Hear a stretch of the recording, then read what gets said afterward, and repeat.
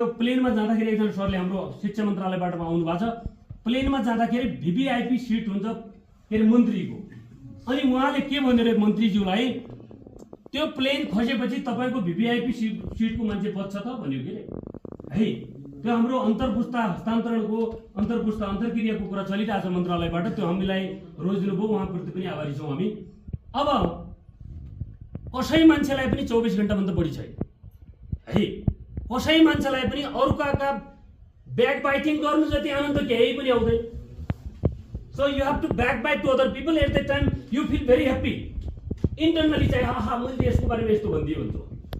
एकले हिजो लेखिदियो कि पत्रकार बन्धु रहेछ कि पत्रकार हो कि पुत्रकार हो कि के हो त्यो तपाईँहरू पनि आज हेर्नु होला। के जी भन्ने छ, त्यो जी होइन कि त्यसको नामै के छ हेर्नु होला। मैले त्यो पत्रकारलाई चाहिँ कुनै ठाउँमा यदि बाइचान्स भोलिको दिन सिडियो भएपछि त्यसपछि चाहिँ ड्यासमा बोलाएर त्यसलाई खाता हाल्ने हो, त्यसलाई अरू केही पनि गर्दैन है। जसले तपाईँको मुखमा थुक्छ त्यसलाई 3 चोटि थुकेर जाऊ भन्ने हो।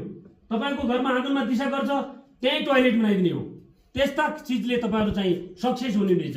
अब टिप्स भन्दै म सर्टकटमा भने लामो भयो। फाइन्ड अ स्टडी स्पेस भन्छ। So you have to find out your study space.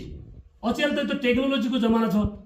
So technical era हो के हो है। नलेज डिमान्ड्स, हामीले नलेजलाई डिमान्ड गर्छौँ तर नलेजले तिमीहरू पढ भन्ने रहेछ जुनसुकै ठाउँमा।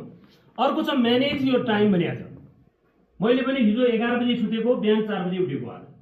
यो मैले यहाँ कार्यालयमा आइसकेपछि दिनेशलाई तुक्क भएको छ, बिहानै फोन हाल्छु उठ्नु परिहाल्छ उसले। अनि गेट इनफ स्लिप भन्छ, त्यो मेरो पुगेको छ नि, त्यसमा मेरो आफ्नै गल्ती छ।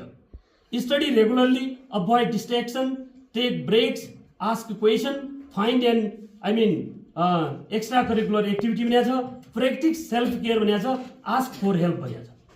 तपाईँ हामीलाई मैले त्यो कुरा हिजोको किन सुनाएँ भने त्यो मान्छेले नराम्रो गरे होइन के, त्यो मान्छेले मलाई सुधारको चाहिँ चान्स दिएको।